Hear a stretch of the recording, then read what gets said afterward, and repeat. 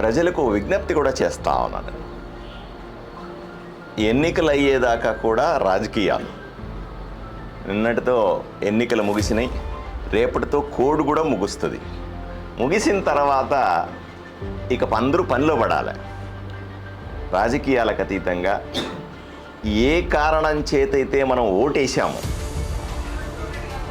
ఊరిని బాగు చేసుకుందామని ఓటేసాం,